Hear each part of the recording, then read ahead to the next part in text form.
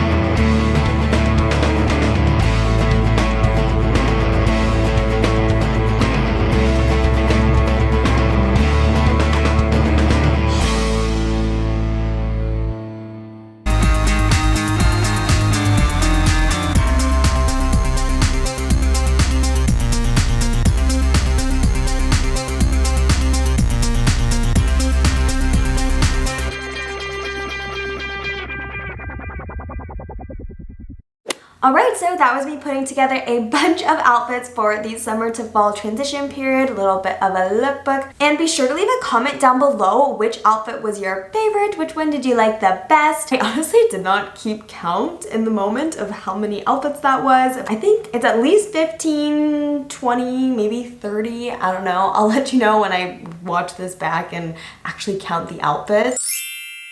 Anyways, if you enjoyed this video, be sure to give it a thumbs up, give it a like, share it with your friends. As always, I'll be linking everything I'm wearing today in the description down below, so if you liked any of these outfits, you can check it out down there. Also, if you haven't already, please don't forget to subscribe. I really appreciate it. And as always, thank you so much for watching, and I hope to see you all in the next one.